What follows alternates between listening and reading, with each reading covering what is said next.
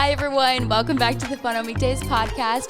I am your host, Jenna Palick, and today is a 2-in-1 episode. We have two guests today, starting with my sweet little boy, Quincy. Quincy is my golden doodle, mini golden doodle. He's about 20 pounds. He has the shortest little legs and the longest body. I am convinced that he is a part corgi. He's had such a long day eating his bone and chewing his new toy apart. So I've been doing this podcast now for 2 years. And when I first started it, I was recording on a shitty Blue Yeti microphone. Hey, if you have a Blue Yeti microphone, nothing against it. Like, you can keep using it. But it was so muffled. I didn't know how to use it. I was using this vlogging camera. And I was recording on my bed in my very first apartment in Austin on Rainey Street. I lived at the Camden. When I first started, I had signed a contract with Macy's, and Macy's was my very first presenting sponsor for the podcast. And so it was for an entire year long, and it included one podcast episode every single week for a year straight, which, as somebody who had never known anything about podcasting and had just gotten into it, first of all, I was so excited. But second of all, I didn't really know what I was getting myself into, because doing an episode every single week and recording it in real time is not always the easiest, especially as a girly who doesn't know how to work equipment. I don't have a producer for my podcast. I'm not part of a network. And so it's literally just me sitting in my house. I press the buttons and sometimes I fuck it up. That's okay. I've learned a lot. But after that first year, I renewed again for a second year with Macy's, and things are really great. I'm so fortunate for my partnership with Macy's. I still love them. But as things came to a close in July, it came to a point where it was like, okay, we either renew and we renew for another year long. There's not really an option to just do like a short-term contract. And if you listen to my last episode of season 2, you can hear it in my voice that I was so unsure of what I wanted to do and literally who I was and everything, and every single aspect of my life. So how am I going to sit down and record a podcast every week if I don't even know what the hell to talk about? Or who I am or what I'm doing. So I figured it was a good time to just take a little break, do a little reset. I hadn't focused on the podcast, or at least releasing new episodes, for I think like 3 months. And the first episode just came out 2 weeks ago with Hannah Brown. And then last week was with Gracie Hunt. And today is with our guest, Katie Welch. But before we get into the guest episode, I wanted to share that as I was relaunching this new season, I really, really, really value people's feedback. Like, I would not be in this position that I am doing this full time had I never shared my story online, had I never asked for feedback, had I never listened to what people want. And so posted on my Instagram story one of those little boxes and said, give me some feedback. And I knew I was subjecting myself to getting my feelings hurt. Okay, let me just say that. But I didn't think people were going to be so ruthless. So some of the feedback has been that people who have listened to my podcast for a long time feel like it's a little formal, it's a little uptight, maybe a little too professional. Okay, you guys, I get it. I'm wearing a blazer in the cover photo. I get it. When have I ever worn a blazer? I don't know. I actually did not think that the cover photo of your podcast had anything to do with people listening to it. I could understand, like, the first time that you listen to a podcast, you're probably not going to click on some random cover photo. And if you're discovering a new podcast, you may be drawn to it based off of the cover photo. But I didn't really think that not liking the cover photo would change your opinion of the actual show itself. But according to the polls, it does influence your decision of if you like the show or not. So I don't know if there's a way for me to add a little poll to this episode, but do you think I should change the cover photo? Like, now I'm kind of rethinking it. Like, my goal now is just for it to feel fun and fresh. I want you to put on this podcast and like be inspired, but also just feel like you're talking to a friend. That's the goal. So it broke my heart when people are like, it doesn't feel like you. I want you to talk more. I want you to share more about your life. People love listening to you. And I'm like, well, I am partly a little upset by that, but also I'm kind of glad to hear that, because the whole reason why I have a podcast is because I love talking, and especially talking to a wall.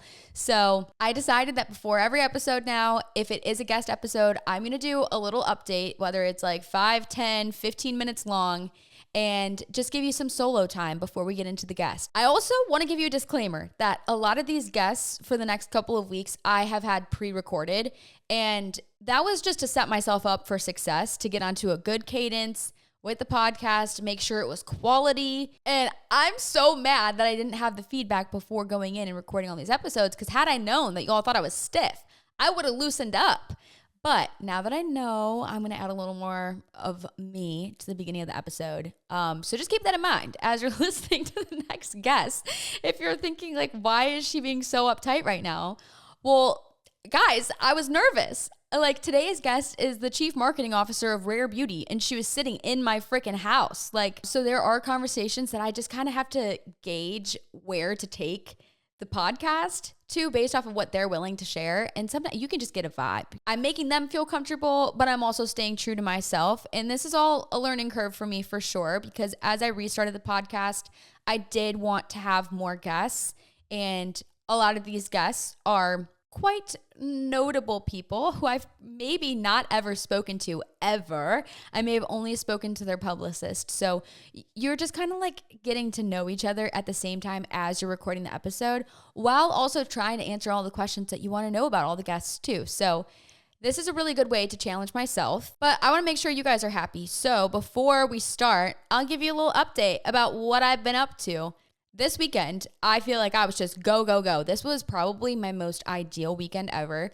On Friday night, Connor and I went to dinner at Lou's, which is this like rotisserie chicken place, which rotisserie chicken kind of freaks me out. Something about a chicken carcass. Like, don't get me started on turkey. I am not looking forward to Thanksgiving dinner. I hate turkey, but it was really good. So we went there, and then we went to go see A Christmas Carol. And I actually guess I have never seen A Christmas Carol. Like the traditional story of A Christmas Carol is Scrooge and the three ghosts of Christmas past, present, and future.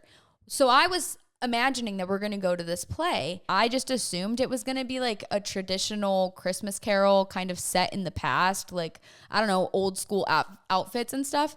But no, it was like this pop rendition to A Christmas Carol. It was insane. They sang like Beyonce, they sang Avicii, Coldplay. It was a whole production. So it was the story of A Christmas Carol, but it was infused with popular Christmas songs and just pop songs in general. Like they literally had Taylor Swift Bad Blood in it. It was just so fun. They had glow sticks. The kids in the crowd were dancing and jumping, and it was so fun. I literally felt like that was my ideal Friday night. And as I looked around, I'm like, yeah, this is adulting. Like I, 2 years ago, would have been at Buford's, and then I probably would have gone to Concrete Cowboy and finagled my way into some random person's bottle section. No, I had the most wholesome night on Friday.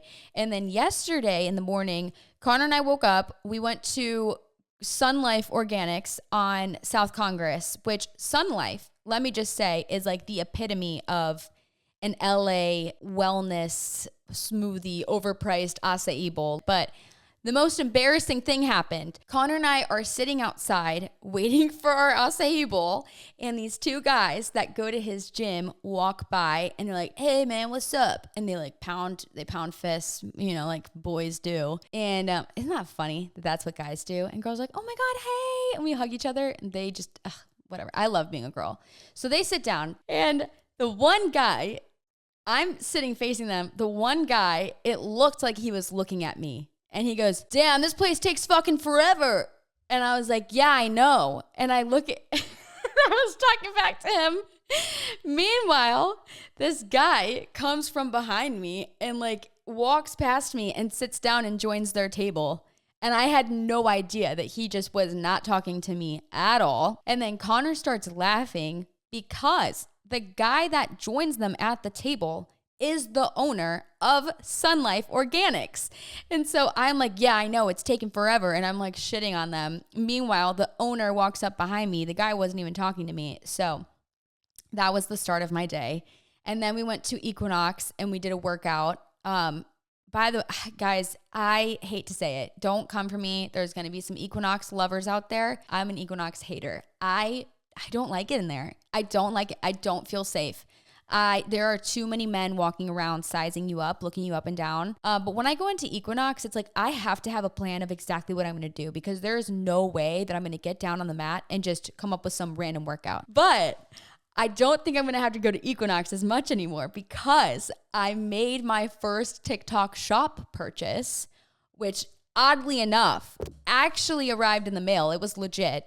I've been seeing so many ads of TikTok Shop, and I really just didn't want to order anything, mainly because I didn't want to succumb to it. But what I bought is this little stationary stepper, and it has these resistance bands to it. And I saw this girl on my feed who it was in the top right corner of a picture of her, what she looked like before doing the stair stepper, which, by the way, she still looked great. But then it was a video of her stepping, and her butt looked just so good. And I was like, oh, I want a fat butt. Like, that'd be nice to get a nice butt in the new year. Like, so I bought it, came in the mail 2 days later, free shipping. Love that. And I think it was like $40 or something. So I was shockingly impressed. And I decided I'm going to do it every day for 10 minutes a day. I'm going to see if it changes my legs at all, if it makes me a little more muscular or toned. And then the resistance bands, you can do like chest flies, you can do bicep curls. Again, I don't really know what else you can do. It's kind of like going to the gym and using the cables and just seeing if it's hard. Like, that's probably what I'm going to do. I don't know what I will be activating. But I'm going to activate something.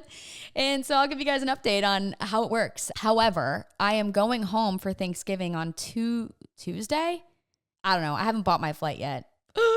People who plan in advance, like, are shaking in their boots right now. You guys, I had this really hard time where I can't buy flights in advance. Like, I will buy a flight 2 days before I leave. I will probably pay a lot more. But something about it, I just can't commit. I cannot commit that far in the future. I think I'm going to go home to Ohio on Tuesday for Thanksgiving. I will be there until Sunday or Monday. Then I'm coming back. I'm here until Christmas. And on the 26th, I'm coming back to Austin, and my family is coming too. So my parents, Aaron and Zach, and then Sydney and Alex, which, you guys, I have a second sister. Every single time I post about Sydney, people are like, I didn't know you had a second sister. So I need to have Sydney on the podcast when she is in town for the holidays, because she's an occupational therapist. We're going to have her on the podcast so you can get to know Sydney. But yeah, everyone's going to come here and party for the holidays. I don't know what we're doing yet. All I know is I'm taking them to a Christmas carol. Something about the Palex is that we will find a way to make it work. And that leads me to the next and last thing that I want to share, which is I'm going to start this little series on the podcast where every week I share what I like to call, I can totally do that, which is me thinking about something random that I see and I'm like, I can totally do that. And I have no prior knowledge, no prior experience, but I have this, I don't know if it's a talent or if it's a fatal flaw where I genuinely believe that I can do actually anything. Like, I can learn how to do it and I can succeed at it. So I can definitely do that of this week is I saw this Chevrolet pink bus on Facebook Marketplace and the description was beauty bus. I click into it. Sure enough, exactly what it says. The inside of it had been converted. And I thought to myself, I could definitely do that. I could definitely become a traveling makeup artist. I'm not a makeup artist. I spent years watching YouTube videos. I watch TikToks every single day. I think that I could be a makeup artist if I really tried. So that's my I can definitely do that of the week. I really encourage you to look at life in that mindset of, I can do that. Am I going to buy the pink bus? Probably not. Right now, I have enough to focus on.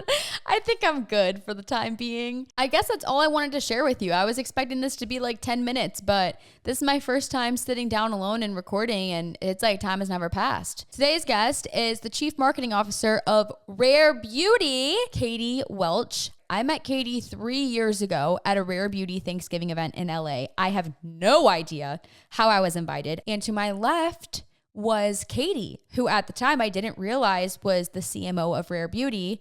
And it was a beautiful evening. I feel like it speaks to Rare Beauty's impact and how intentional they are of making people feel welcome and feel worthy. And so for today's episode, I wanted some career advice from Katie when it comes to networking, LinkedIn, applying, and how to climb the corporate ladder from someone who has done it herself. So I've spent enough time blabbing. Let's get into it. Everybody welcome Katie Welch. So many people are really excited for this episode because I feel like you have a lot of wisdom and advice when it comes to like just navigating your career and also being a woman in a leadership role. Yeah. And you're working for one of the biggest beauty brands like ever. And you've had so much success in the past 3 years since y'all started. 2020, right? 2020, September of 2020. Yes, yeah, I joined the company in September of 2019 to help bring it to life and really sit with Selena and understand her why to then create it. And then we launched in Sephora September 2020. Insane. So I want to talk about what got you to your role at Rare Beauty because there were quite a few roles leading up to it. Okay. And so I took a little gander at your LinkedIn. You started in 1999. Yes. So at Macy's. Got good memory. I do, Yeah, I did the Macy's buyer training program. Okay. Which I think is a great, like if you're looking for your first job, to find those training programs, a ton of more corporate businesses, they have them. I think L'Oreal probably has one, Macy's, Bloomingdale's, Saks, if you're interested in retail or merchandising. And obviously that's not where I stayed in my career, but it was a really good foundation because I was an English major. Okay. And I didn't know anything about retail math or Excel. I mean, even the basics. So I learned all of the basics. It was just a really great foundation to that, like things that I still use today that I understand terminology, formulas. Again, back to the basics, like how to use Excel. I didn't know. I didn't learn that in college. So it was great. And I was only there for, I think, a year. I think I realized pretty quickly that wasn't the path for me, which is also fine because I think a lot of the stress that people have is finding that first job right out of school. And they think that it has to be like, this is it. This is going to define what I do for the rest of my life. And it's not the case at all. Yeah. But you just sometimes need to get your foot in the door. Mm-hmm. That was a really common question that was asked from people when I submitted, when I was asking for submissions was, how do I know what I want to do with my life? And I'm like, that's such a broad question. It's so broad. And it's so stressful because you think too, you know what someone once said to me is that they're like, we now have LinkedIn, like comparison stress. Because they'll see friends from college start to post all of your internships, or they start to see if you have a first job, that it's much more visible than it ever was before because you can put it on social in the form of LinkedIn or in everything else, of course. And I hadn't thought about that. My God, that is extra stress. But I think I remember saying out loud in 2013 or maybe 2014, I want to be the CMO of a beauty brand.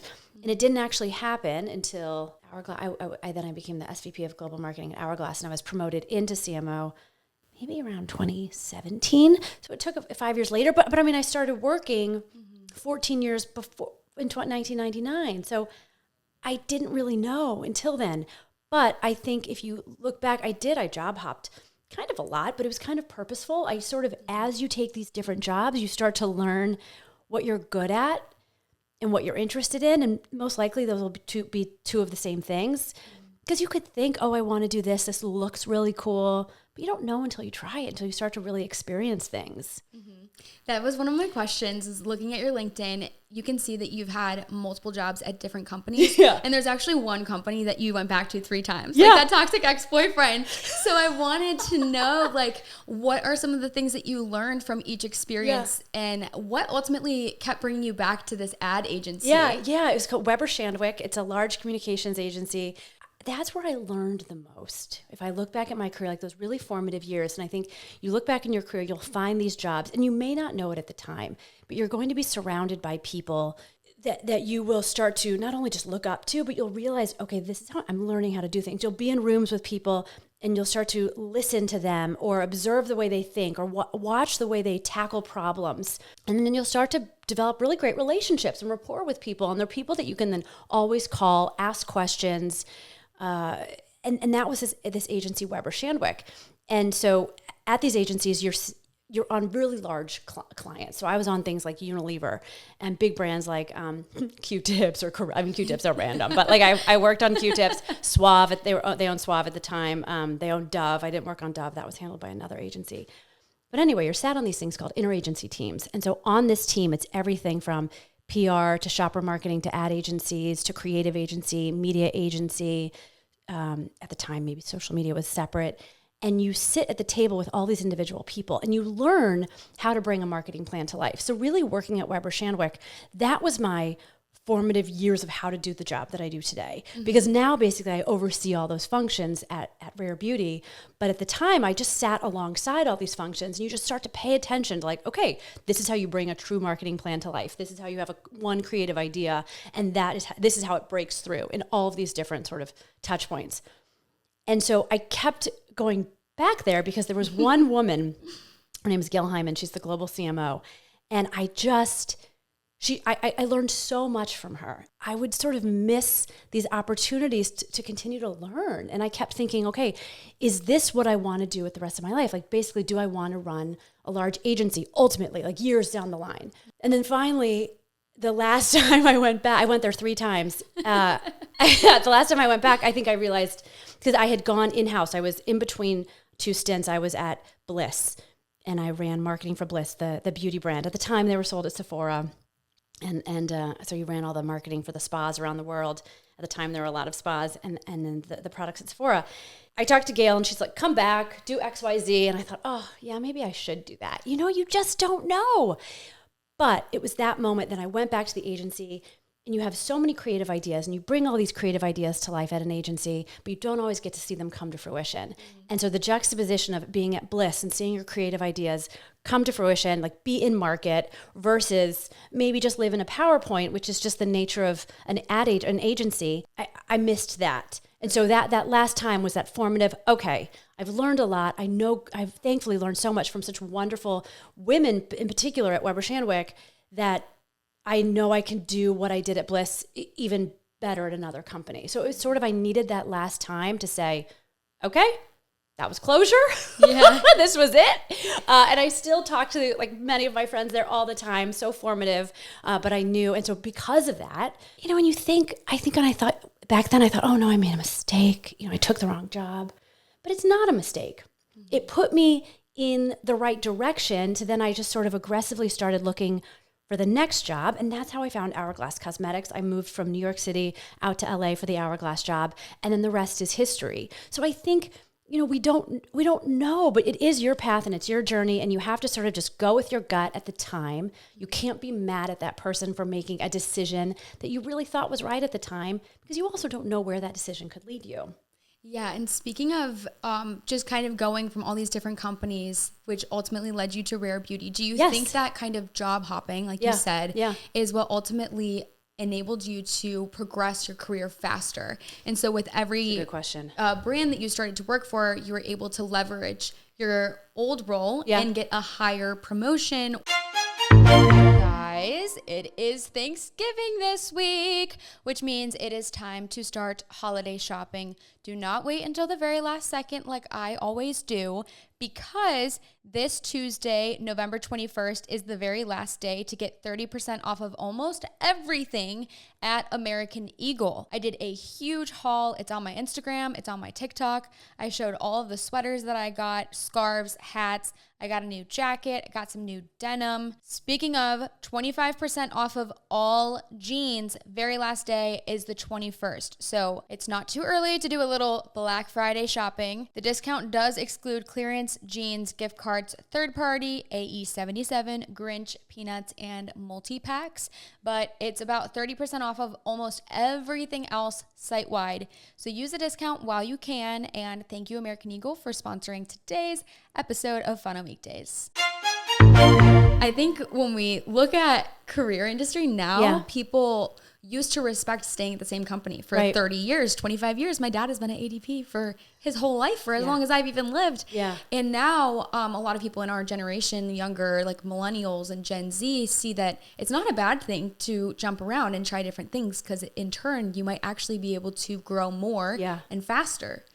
I think that's a really great question. I have a lot of thoughts, because looking back, and I think I knew this at the time, but I don't remember what I was thinking at the time. Everything was pretty purposeful. So I knew that I always wanted to stay in beauty. Okay. And I think I first started my after Macy's, I went to Victoria's Secret Beauty. That's where I first got into public relations. And it's so funny. I was at a dinner the other night with Desiree Gruber, who is the head of Full Picture. And she's the brains behind many incredible things like Project Runway. But she was the agency for Victoria's Secret back then. And I said, oh my God, I was a PR coordinator in 2000. Mm-hmm. And we worked together and we just screamed and laughed. And it's funny the way like you can look back and you have this network of people that you meet throughout your career. But anyway, so I started, that was my first taste of beauty, and it was in PR. And I think then I knew, okay, that's one focus. I knew that I wanted to stay in that industry. So with each job, just make sure there's a thread throughout. Mm-hmm. Because I think, and you need to start to figure out these things. So the thread was always storytelling, That's through communications and beauty, storytelling, brand, and beauty. And so I think that is my advice on job hopping. Don't job hop to job hop because you think, oh, I hate my boss. Or, I think I can just make like $2,000 more, which is, or $5,000. And it can feel like a lot, but really try to be purposeful about it. Because I think job hopping is okay, but make sure that you can look back and say, like, I can firmly say a reason why each thing, and I can say what I learned and why I grew at each position, aside from salary. Mm-hmm. So that's one piece of advice for hopping. The second is, by the time you get to my age, you say that like you're like old and no, okay. So anyway, by the time you get to a senior level role, and what I do hope is that, especially for young women or people who identify as women, that stay in that you climb the corporate ladder, because I think by the time you're ready to get to the C-suite, I hope there's a huge ton of people from which a CEO or whomever can select, or a board member can select for a CEO. And I think that to get that, you have to stay in the corporate ladder. But anyway, I think those of my friends who have stayed at the same company, like I have my best friend from Weber Shandwick, who was there just as long as I was, now runs Weber Shandwick New York. So they're the president of Weber Shandwick New York. So ultimately you get to the same place. Mm-hmm. It's just how you get there. Okay. It's just be purposeful. I think you can do the same growth. You can kind of sometimes job hop within jobs. You have bad days. No jobs are perfect. There's going to be a shitty boss. There's going to be a jerk who says something to you. Mm-hmm. But how do you then take that and say, okay, I'm still going to figure out a way to learn at this. I'm going to get something from this experience, versus just saying like, fuck it, I'm out of here. Mm-hmm. Because and you still can, like if the situation is toxic or bad enough, by all means you should, but don't let one bad day ruin a potentially great position. Mm-hmm. That's really great advice. And you talk a lot about storytelling and how all of your job hopping led to this greater picture. Yeah. So how does Rare Beauty fit into that story that you're telling for your life? The ultimate opportunity to be able to start something from scratch. How crazy, with Selena, right? Like, right, 100%. Insane. And that's why, so I was at The Honest Company. I was general manager of Honest Beauty. Loved it. Loved Jessica. Loved the brand. Like, really beautiful brand. Great product. Really cool team. But what I love to do is the sort of brand building, creative ideation. And Honest had already... the story was told. Like, people knew it was really just like, okay, how can we continue to grow and scale this company? So then when I got the call for Rare Beauty, I thought, oh gosh, like when can you actually, nothing was done. I don't even know when I started. I think we were still working out the trademarking of Rare. She knew she wanted to be called Rare because she had the album coming out, but product development, I don't oversee product development. That is by a brilliant person, chief product development officer. So she and Selena had already been working on product. So when I got there, product was done and the packaging was done, but that was it. No mission, no vision, no values, we worked together on the brand purpose, the mission around mental health. Mm-hmm. So the ultimate opportunity to storytelling. So that's why it really is just sort of the I don't know, I feel so grateful and so lucky. Yeah, I have goosebumps too. I'm just thinking about like how impactful your role is in creating the entire brand, which I don't know if a lot of people really get a chance to see that. Thanks. And it's a whole team. Like, and the unique thing about Rare Beauty is it's super collaborative. The most collaborative environment all those jobs that I've ever worked at, which is cool. And it was really different at first. I'm like, wait, what do I have to do? But now I talk to my colleagues about, we bounce everything off each other. And I think that's what's so special about it. And what has contributed to so much of the success is that we really do work so collectively as a team. Mm-hmm. But when I first started, the CEO hired, and Selena hired sort of senior executives, like the leaders of each category first, like head of sales, head of marketing, head of e-com, and product development, finance. So then we built out the team. Okay. Which was interesting. So it was a lot of these sort of senior leaders coming together to say, okay, well, this is the way I've done it. This is the way I've done it. Yes. Like, we really had to work through all that. So what did that interview process look like? Were you talking with Selena, like directly, and she's interviewing you? Or did she at this point already hire like a few people and they were reaching out to you? So she had hired a CEO. Okay. Scott. And then so I met, this is kind of a funny story. So I was at a conference for Women's Wear Daily, and this individual comes up to me and says, Katie Welch, I sent you a note on LinkedIn and you didn't write me back. Oh my gosh. And I said, oh my God, I'm so sorry. Who are you? I don't know who you are. And they said, I'm working on this project. I want to tell you about it. I'm like, okay. No idea. Lo and behold, we ended up being on the same flight back to LA because we were in New York. And so the whole flight, they told me about Did y'all change your they couldn't seats say, to sit next to each yeah, other? they couldn't say, so they said, you need to sign an NDA. And then I went to the office and then I was like, oh my gosh, yeah, of course. And then met Selena and like learned why she wanted to do it. And the rest is history. And I met they had also hired the head of product development and head of digital e-com. That is so crazy. Yes, I went to dinner with Joyce and Mehdi, my colleagues, and we just like got along great. And I thought, oh my God, I could totally be friends with this team. Okay, should we do this? Yeah. Yeah, and then I joined the team. And speaking of friendships, is that one of like Rare Beauty's core values, like within your corporate? Well, would you consider Rare Beauty corporate? Oh, yeah, I guess now. Gosh. I guess it is like a huge company, but so we started as a startup. It's right. a startup, and then we've just had, thankfully, it's weird to even say because we started so small. I don't even know what number employee I was, but yeah, we've just grown so much in the last 3 years that yeah, we're corporate now, I guess. That is but it's kind of different corporate. But all of our employees are trained in mental health first aid. We've pledged with NAMI, the National Alliance of Mental Illness, to be a stigma-free company. Mm-hmm. So I try to not make it too corporate, but then you still have to do like PowerPoints and budgets and right. Your expenses. Of course. Oh, the expenses, I'm sure. Board meetings, all of that sort of stuff. So yeah, and so. But Selena's not a very corporate person. Like, she wears her slippers and she's got a super comfy office, and so it's still pretty chill.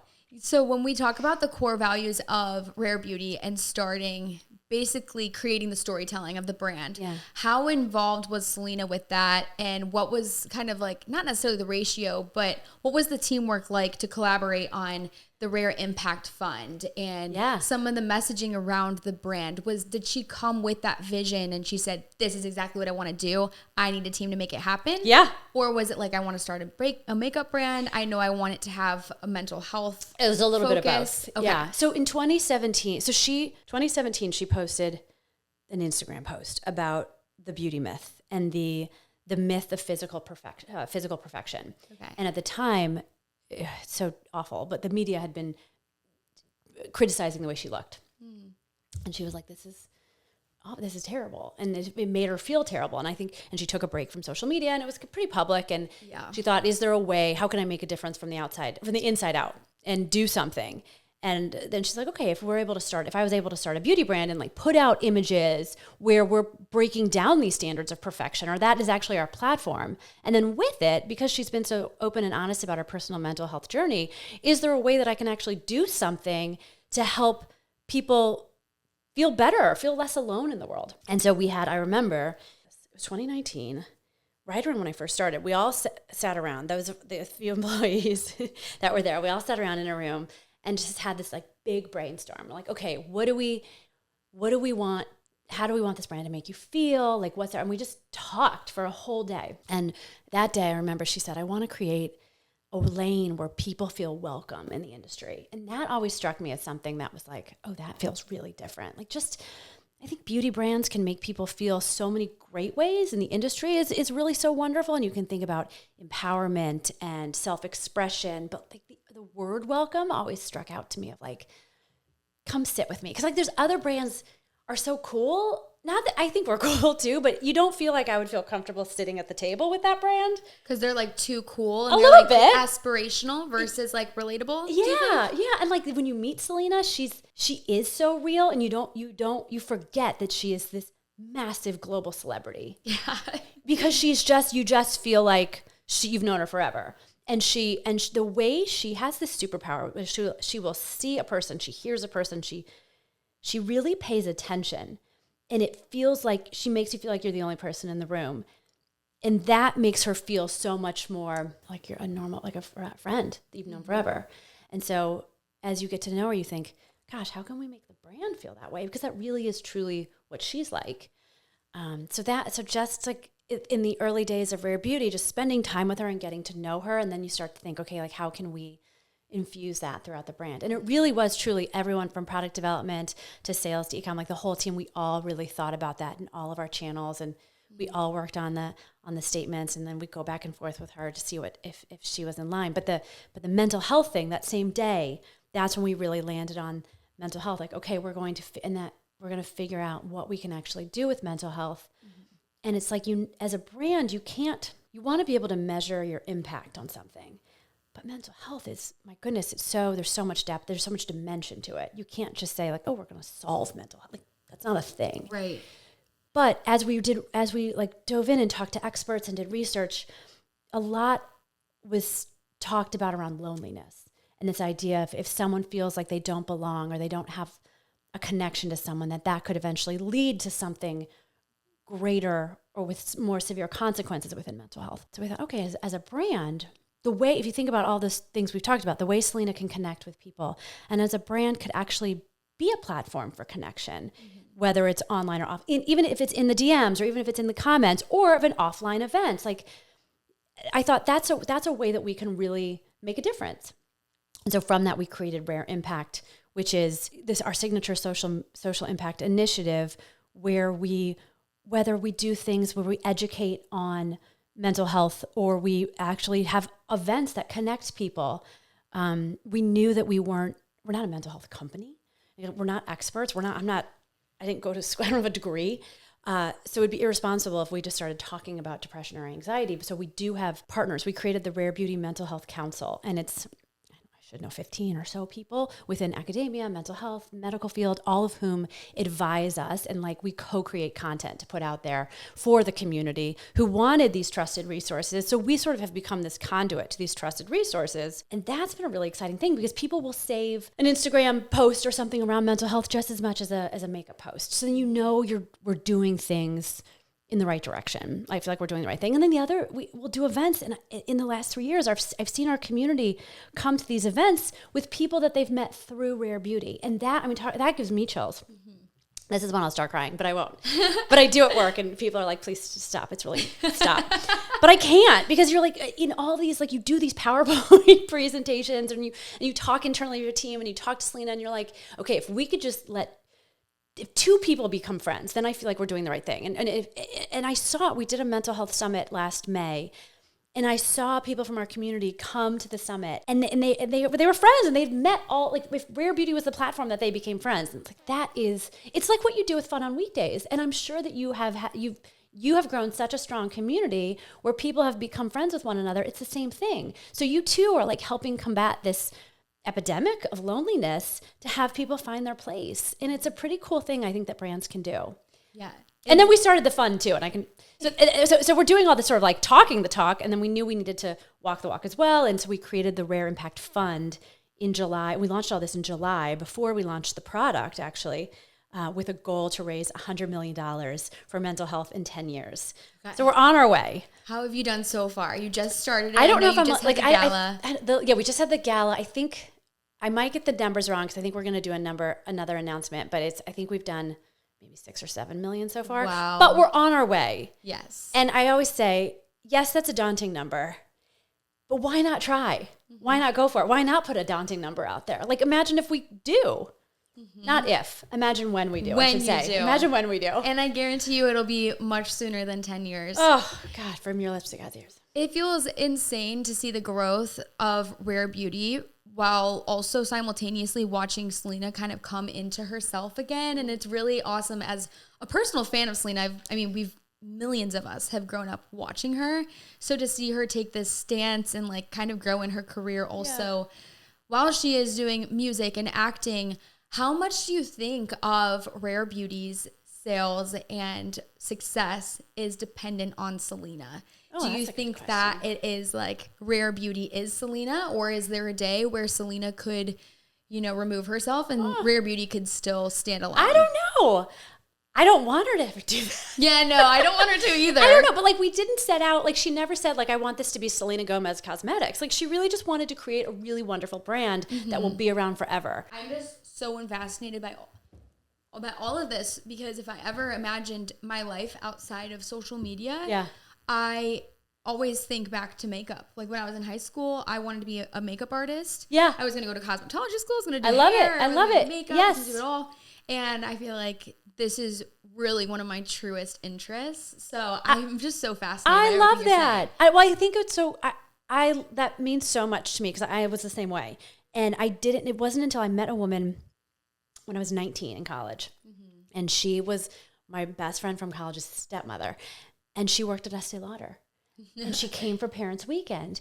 And I said, you do what? Where do you work? Oh, like I didn't even realize that was a job or a career path. And had I not met that woman, I don't think I would be here today. Because once I saw her, you realize, oh, okay, I want to be that. Like you have to see, I think you kind of have to see something to then become something. Because otherwise you don't know. I grew up in St. Louis, Missouri. There was no one knew about the beauty industry aside from like going to the department store to buy it. So that's one of the reasons why I joined TikTok, because I thought, okay, maybe there's a way. I was seeing all these career experts and I thought, oh, maybe there's a way I could pay it forward and kind of do what Robin did for me and say, I'm going to tell people about all these different career paths, because if just to your point, for the person who loves beauty or loves makeup artistry but doesn't necessarily want to be a makeup artist, or maybe doesn't have the talent. I mean, that's true too. Like, I don't think I'm the best. I'm not a makeup artist, but I found marketing. But there's also finance. There's HR. There's operations. Like, you could be this badass financial whiz. You don't have to work at a bank. Yeah.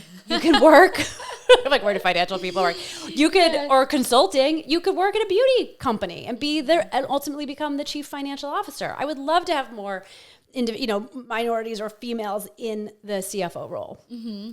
I think what's amazing about you too is you are this like woman in power. You have such an insane role and you don't feel like you are above anyone. You feel you're like not. so accessible and Thanks. relatable, and you want to share your wisdom because you want other people to succeed in this idea that there is room for everyone in the space. Absolutely. And so I'm curious your thoughts on the beauty industry space, because there are so many celebrity makeup brands and so many other makeup brands that are popping up. How do you feel about the beauty industry and there being space for everyone? Or do you think it's a little oversaturated at times? I love it. I'm a product junkie. So anytime I get like any gift bag or when I go to Sephora, I always buy. I still buy product, a ton of it. But I've always been that way. And I think, there's tons of room for everyone. Mm-hmm. There's always, but I think it's hard. It's hard for the brand. It's really hard to stand out, but it's always been that way. But marketing is hard. Mm-hmm. I think if you were a founder or a celebrity wanting to start your own brand, you have to really think about your why and why are you showing up and what's your point of difference, and hone that and really drive it home. But there's always space. Mm-hmm. Maybe not always space in Sephora. I don't know. I think it would be very hard to be a beauty buyer or merchant today because there's so much. So many. But you can options. always go direct and you can do D2C. Totally. And also too, when I think about Rare Beauty and my experience working with y'all as a creator, you are so different. Oh, really? Yes. In like such a like great with my way. team? Oh, yes, thanks. with your marketing and with the way that you work with influencers and your community and the events that you host, it's so intentional. And like one thing about you guys with your PR gifting, for example, is you won't just send us a box of every single product that you have and hope that like the more the merrier and maybe they'll post it. To me, it feels like you gift things to creators because you want to impact them and you want to connect with them. So for like Mother's Day, it's not sending me a box. It's asking me for my mom's address. For, I think it was like National Girlfriend's Day. You asked for 3 of our girlfriends' addresses to send them a gift and write a note on behalf of ourselves from Rare Beauty. And that is so different. Like beauty brands, not everyone is doing that, not just beauty, but not everyone in general. So like, how does the storytelling, the focus on mental health, the focus on impactfulness translate to your marketing, whether it's working with influencers, whether it's online, doing events? Kind of, how do you incorporate that? First I'll say we have a really incredible, talented PR and influencer marketing team. So I hope they hear this or watch or something. I'll tell them. I love that. So thank you. That's really, really kind and that's meaningful. That's just the way Selena is. Mm-hmm. And she's very heartfelt and intentional and thoughtful and kind. So everything we do is sort of through the lens of who she is as a person. Mm-hmm. And so as a brand, people often say brands should have, how do you humanize a brand? And when you have a founder, and that could be, that doesn't need to be a celebrity founder, but it is sort of what are the attributes of this individual that you can translate to the brand. And so if it is that thoughtfulness, that intentionality, that heartfelt kindness, that's what this brand is the same way. We want to make sure that we sort of echo her values and her sentiments. And so that can be whether it's comments in the Instagram post, an offline community event, or a PR event or a PR mailer. So thanks. That's really kind of you to say. Yeah, it's really awesome. Thanks. We do pay attention to that. People and again, kudos to my PR team, the PR team. Yeah, and that raises another question too. So there are multiple different teams under you. So you oversee all of marketing. Yeah. So what does your day-to-day kind of look like, and how much of a hand do you have in all the decisions, whether it's deciding what the PR box is going to be, deciding who is going to be invited to events, deciding what the campaign is going to be for the upcoming holiday season? How much do you truly influence, and how much do you oversee? Okay, this is a great question. So I'll say, as in marketing, and every marketing at every company is different. So even the different roles that I've had, it hasn't been exactly the same. So at Rare Beauty, I oversee PR and influencer, creative and copy, brand and product marketing, consumer marketing, which is sort of all the campaigns, activations, digital, community, social, and global partnerships, and social impact, which is the Rare Impact Fund. Oh my goodness. So how do you have time, girl? Okay, great segue. I don't. So I really, I think the most important thing as a leader is to make sure that you have a brief or a vision of sort of, okay, this is how this product is going to come to life, and then empower your teams to how are you going to bring this to life? And I really trust my direct reports that they have the ability to do that. And so I'll be brought along on, okay, this is what the PR box is going to look like. And because we work so closely together, so the head of PR will have a vision of, okay, this is how we want this to bring to life. And then the creative director will incorporate the visuals from the campaign, and copy. We will have already agreed upon the copy. So many things sort of start, like brand and product will have basically this massive messaging doc, and they'll say, okay, these are all the ways to talk about the product. Creative, we will have already agreed upon what the creative direction is. So these are the key visuals, and all that comes to life in the PR box. But when it comes to the details of who's attending the event, or what an email looks like I just can't. Yeah. So I can barely respond to all my emails. That's where I'm not the best. Well, it's not only you just doing that, but you're also very active on LinkedIn, helping other people. You are constantly creating content too. You are almost like an influencer in yourself. Yeah, I have no children. I don't know. No. So you have to figure out how to manage everything, and it's still a work in progress. My God, I feel like I still mess up all the time. My biggest concern lately is making sure that my team is okay. True, honest. It's not bullshit. I am like, are you okay? And it's working with them to make sure.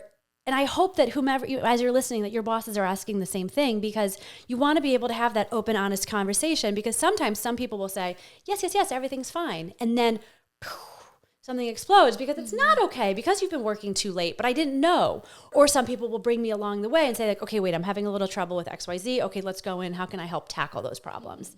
So it took me a long time to learn that, because I think at other positions, probably when I was at Hourglass, I kind of felt like I had to be involved in every single little thing. Yeah. And you learn, but that's going to take time. That takes experience. That takes developing your gut. That takes developing your team, and like having that trust. I think I have so much trust with each of the individual leaders that I trust that they understand the brand and the vision, that they can sort of really own the projects themselves. Because also it's not that fulfilling to do your job day to day if someone's always in there being like, I don't like this, or what's this, or change this. Like, no. So yeah, it's a journey, and it's something that I still work on.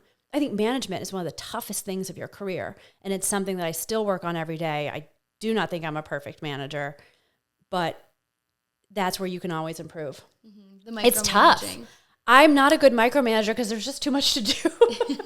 Yeah. But and then doing my own content, that is so fulfilling to me, because I feel like that's how I can give back. But I have not been good lately because we have been so busy, and like I haven't done a TikTok in months. Mm-hmm. And I sort of got out of aside from the like getting out of it, and like then the algorithm or whatever doesn't favor you, but I like sort of forgot how to do content, and then they changed the back end of it, and I was like, oh shit, what is this? Yeah. So I got to get back in the groove, because I do, when I meet people and they say, oh my God, I watched your TikTok, and it helped me for an interview, or you're like, oh shit, this really is a good thing. I got to go back and keep doing it. Do you ever have I don't know how you do it. Like when Jenna was saying that she does I don't know how you get it all done.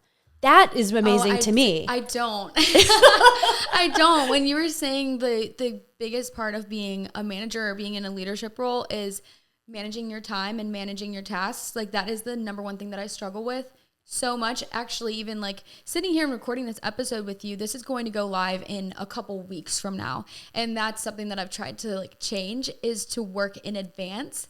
I'm the kind of person, I like a little bit of pressure. I like to put things off, because I feel like I work really well under pressure, under like a strict timeline and high stress energy. But I've actually realized that it's horrible for my mental health. Yeah. And it puts a lot of cortisol spikes. You don't want that. Yeah. And so I'm trying to be better about it, but I definitely don't manage everything. And you're on a much larger scale. Yes. Everyone has a busy day. Everyone's busy. It's not even anything. Yeah. But you know what I thought was interesting? So in COVID, obviously, stating the obvious, we all worked remote, and there were a handful of people on my team who this was their first job. Mm-hmm.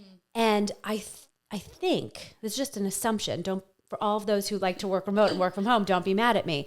But when I think about how I learned how to manage my time, how to manage my to-dos, how to do a status report, a budget, all of that stuff was sort of shadowing other people. Mm-hmm. And I really hope that now that we're so remote or working from home, that people aren't missing out on that sort of really formative part of your career to learn those basics. As I'm saying this out loud, I'm like, shoot, what should I do for the team to teach that stuff? Because they don't teach that in college. Like sometimes you're just naturally detail oriented, but for those of you who aren't, like I'm not. I'm more of a story creative, sort of all over the board, but I have to really focus myself to say, okay, this is what I have to get done. It's hard. Are you all working remote at Rare Beauty? We're in the office 3 days a week. Okay. And some people are all 5. Yeah, I think it's good too. I like the combination, because the one thing that I miss about being in a work setting with so many other people is just the human connection, which does translate to the loneliness, which does translate to why I even started Fun on Weekdays, was when I was working my corporate job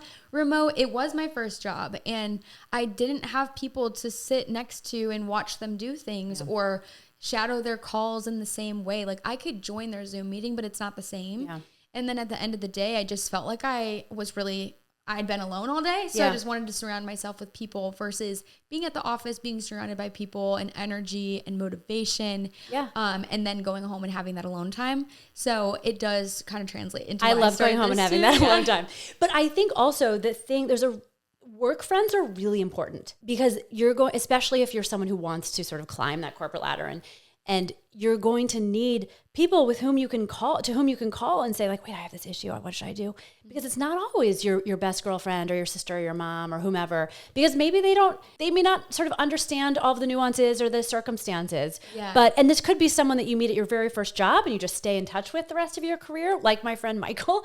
But I think work friends are really important. Oh, this is a really good question. Okay. How do you differentiate a work friend that you're going to for support and like general overall help versus you're using them and you're taking advantage of them to climb the corporate ladder? Because I think that it's a very blurry line. Yeah. I don't think maybe that's the second part. Like it shouldn't be try and really actually nurture an actual true, sincere relationship with someone versus using or taking advantage of, because ultimately that will serve you better. Yeah. And it doesn't need to be like, work friend doesn't need to be my bestie who I'm going to text all day long or we're going to gossip about the water cooler, but like it's really more someone who you can trust and have open and honest conversations with. Mm-hmm. And I guess someone that you need to climb the corporate ladder with, I was talking to someone the other day, this woman, and she was saying, it was so important for me to understand who holds power within an organization, which I thought was really interesting.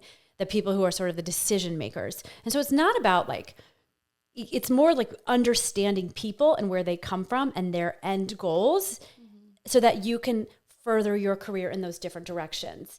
And I think you yourself will then understand, okay, this is going to be a work friend, or this is someone who's going to stay in my life for hopefully as long as they possibly can, versus someone who I really want to understand their point of view right now to maybe potentially help me get to the next level. But I think as long as you take it from a sincere place, they'll understand that as well. Have you felt like anyone, since you've been in your current role, has tried to take advantage of you in your connection to them in order to get a promotion, get a different job, meet a different connection? I try to see this sounds so Pollyanna of me.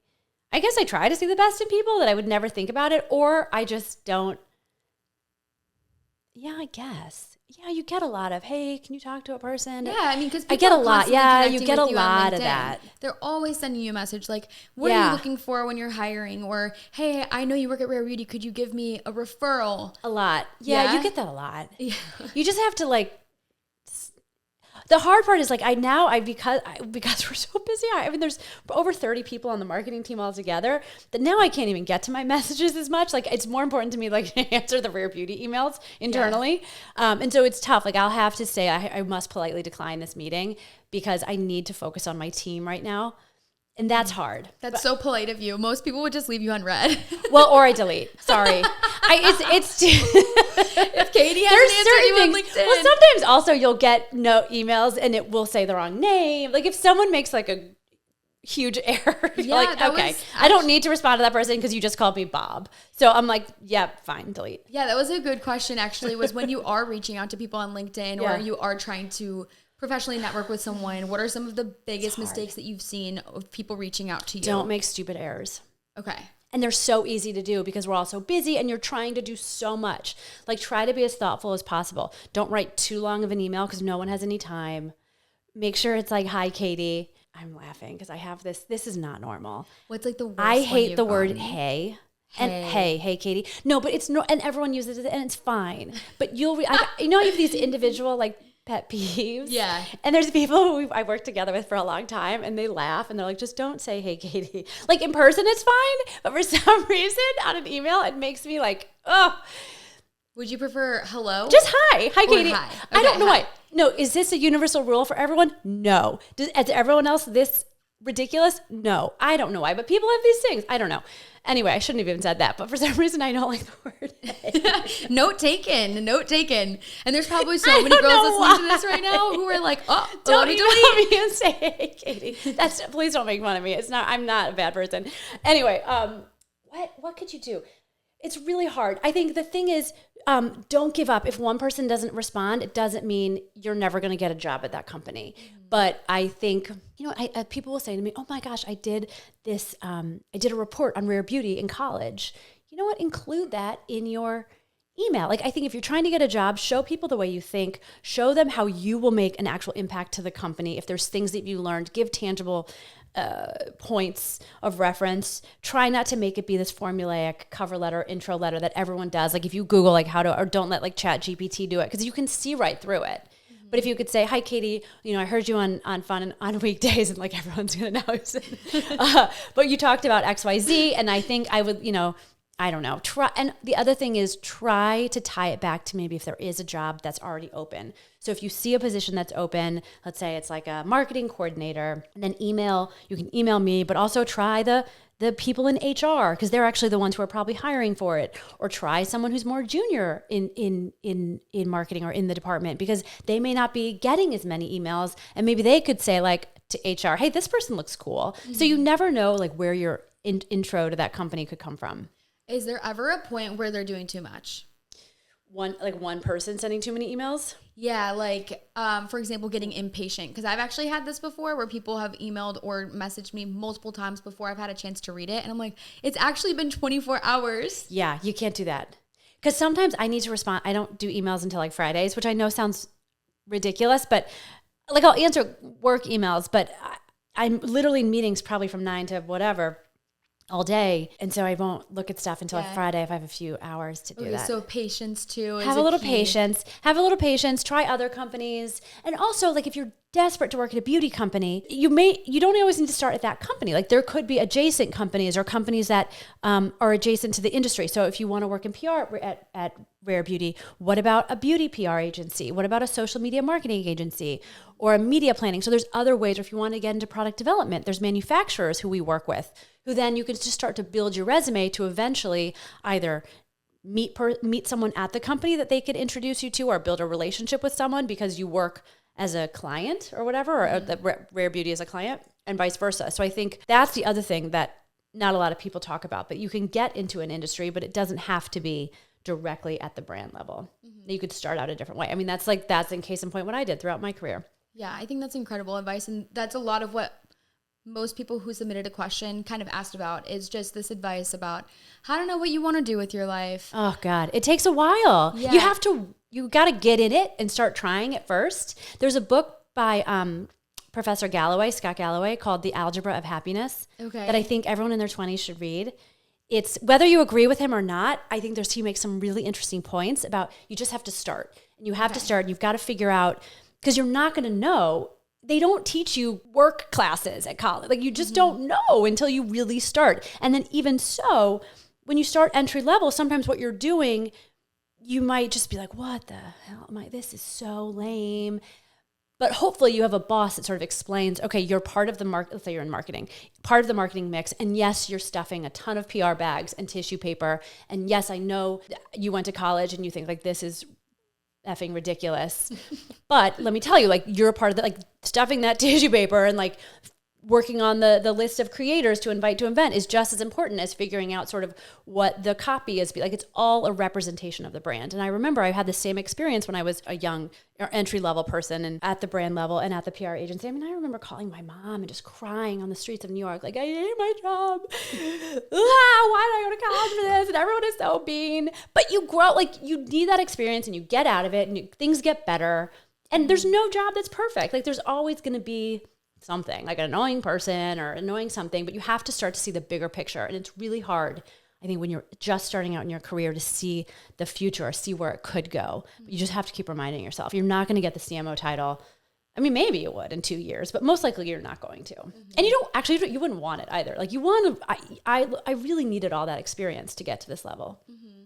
And I think sharing your story too and what has brought you to your position will also help inspire people to know that, like, it's okay if you're not really loving what you're doing right now. Oh my gosh, of course. We answered majority of the questions that people had submitted. Some of the last 2 questions are kind of more about like Rare Beauty, and people wanted to know what are your favorite products? The mascara. Okay, same. Oh, good. Yay. So good. Like, I can't, it literally, and I'm a mascara junkie from the beginning, but I like a lot. Like, it's a dramatic lash, but that's what I like. It is. I like the liquid eyeliner a lot. Okay. I love the brow pencil. I love the eyeshadow. I really like everything. The eyeshadow sticks, the glossy lip balm, the lip tints, the soft pinch tinted lip oil. Yeah. Everything. Wait, the concealer I like. The blush. Oh, the blush, of course. The blush. I also really like the Stay Vulnerable melting blush. It's in the little pink. Oh, yeah, the little pot. That was the first blush that I tried. Yeah. I remember I got sent a Rare Beauty PR box like 2.5 years ago. Yeah. And I was the Stay Vulnerable, that big, the round one? Yes. Yes, I was freaking out. I'm like, oh my God, Selena sent me this. Like, she didn't, but I'm going to tell myself she did. She did. She totally did. Yeah, and that was the first Rare Beauty product I ever used, were those little melting pot blushes. I still love them. I really use it all. Okay. And the 4-in-1, the mist, the spray mist is great. Oh, I haven't used that. Setting spray. Oh, it's. I love the tinted moisturizer too. Love. Yep. Especially when I was dealing with acne. I didn't really think that a tinted moisturizer would be good for me because it didn't give me the coverage that I wanted, but it actually was like really beautiful. It still looked natural while still covering the blemishes. Good. I'm glad you liked it. So I'm still a fan of it. Oh, good. The one that I have right now is so old. It's like 2 years old, but it's lasted so long. No, but let's get you a new one. At what point does makeup expire? Expires, right? Yeah. Okay, I don't want to say definitively because I'll probably get it wrong, but there are expiration dates. I think it actually says on the box, there's a little like icon and it'll have a little picture and it'll say a number. I think all beauty products, I believe, have those. I should go through my drawer and get rid of some stuff. I think the ones that last the longest are like like pressed powders and stuff. But like mascaras, you definitely want to replace after, I think, 3 months. Well, let's get chunky. Yeah, let's. Those are ready everyone to go. Google that. Okay. But it is important. And so, other than Rare Beauty, what are some of your other favorite makeup brands? Yeah. You said there's so many cool ones out there. Well, this is a skincare brand that I love called Experiment. Okay. And started, she's on TikTok. Okay. And she has a glycerin serum. And glycerin is one of these skincare ingredients that really helps keep your skin hydrated. I don't know the science behind it. She is a chemist. I am not. But I remember back in the day, Bliss used to have a toner that was a glycerin-based toner. And it used to make my skin just glow. I love it, love it, love it. And then they discontinued it. And so I was always looking for something that was like very high concentration of glycerin. And this woman came out with this serum, and I found her on TikTok, and I've already been through like 2 or 3 bottles. It sells out. It's so good. Well, you have incredible skin. So I'm like, thanks. oh, shoot, should I use the glycerin? It's really good. It's called Experiment. So I love that brand. I still love Hourglass so much. I think the founder is incredibly talented, like just really a visionary product developer. So the ambient powders are beautiful. Honest Beauty has some really great products that I love. The thing that's cool about Honest, they have a really cool, calm, sensitive skincare line. They're head of product development. So talk about interesting careers. She's what's not head of product development? She's head of research and development. She actually they have a lab inside of Honest, since they formulate all of the products. And I remember her telling me about her career journey. She was a chemistry major, I think. And she said, I was in a class learning about how car paint works. And I thought, oh my God, that's just like nail polish. And that was the light bulb that went off in her brain. Like, wait, I can actually do this for beauty companies. I can stay and like be this chemistry major and then eventually develop products for beauty, which I always thought was so cool. Yeah. So it sounds like all of your favorite brands have some type of personal tie to them. Oh yeah. Yeah, of course. Kind of. And I'm a big fragrance junkie. So I love the Henry Rose fragrances, which is Michelle Pfeiffer's line. I love that. I love Salt Air. Oh my gosh, you love Salt Air? Yeah. I actually just had Iskra on the podcast. I love it. I think it's really cool. Yeah. I love the body washes. Love their stuff too. I love Keys Soul Care. Okay. Alicia Keys' brand I think is really beautiful. Oh, I've never tried it. It's very cool. What else do I like? I don't know. I like everything. It goes on. The list goes on and on. Yeah, I mean, I go into Sephora or Ulta and you see all these things that you didn't even know existed. So many new brands. Jouer. I love Jouer Cosmetics. Me too. Christina Zilber is a very close friend of mine, so I love Jouer. They have a great concealer. Mm-hmm. I love everything. I'm literally wearing their lip oil right now. Oh, yay. Good. Yes, love Jouer. Okay, so last question is, well, actually I have 2. Okay. Well, okay, so what is your favorite and least favorite makeup trend? Oh. I mean, we all see TikTok. Like, there's so many things that are happening constantly. Oh, God, this is a really hard question because I love makeup so much and I just love watching it. Mm-hmm. So, oh, Lordy. Okay, so you know what I mean? Like, even if it's like, oof, I don't think I would ever dislike it. It's so fun to watch. Yeah, just dislike it. Because I'm just like, as a consumer. Totally. Oh, for myself to do it? I don't know how to do anything. Like, Who did you make today? Myself. Oh, it looks great. Does it? Oh, thank you. Like, I don't know how to bake. Like, I don't know how to do any of that. I just put the powder all over. Okay. I don't have like a lot of space between my brows. I don't know how to do eyeshadow really well. Okay. So I just do eyeshadow sticks. Oh, and just like blend them really quickly. Okay. So no eyeshadow like brushes for you. I have them. Okay. I just don't know how to do it very well. Oh my gosh. Sorry. I should do your makeup. Oh my God, I would love it. I don't know how to do, anything. If I can do it with my fingers, much better. You're simple. You're like timeless. You don't like to complicate. No, I don't know how to like draw my lips on. I don't know. I feel like I would look ridiculous. Oh, well, you don't have to. You have beautiful lips. Yeah, I mean, I'm like, I had to get a lip filler to even have lips. No, you don't. You don't need it. I know everyone is beautiful just the way they are. Oh, you're so sweet. It's true, though. Oh, thank you. Okay, last question. What is your favorite memory with Selena? Oh. Or with Rare Beauty? When we launched in Europe, going from talking to her over Zoom because we couldn't be in the same place saying like, okay, can you just tape your phone to your mirror and like, let's film some tutorials and then we're going to use those as Instagram ads. Like, because we had no other choice to then, oh my gosh, here we are in the inside of a Sephora that says like, welcome Selena. And then crowds of people singing Who Says, like just the idea of like, I can't believe we went from sitting on the floor of your house to Zoom calls. Now we're like at dinner in Milan after we've done, it was just wild. So it's just sort of, there's more than just one. It's just like looking back at, I can't believe how far we've come. And then like the Rare Impact Gala, seeing her on stage and talking about what we've done, that just gave me chills. Like, again, I can't believe it went from ideation of like, okay, we should just like do this to then having it really come to life. Mm-hmm. Do you feel like this is the final chapter of your story? Oh gosh, no. No? Okay. I don't know. I hope not. I don't know. I would love to figure out how I can do more with helping people grow their careers. And like, I really am passionate about if you want to work in corporate, like staying in the game and like climbing that corporate ladder so that there are more people who reflect what the rest of the world looks like at the top. Okay, great answer.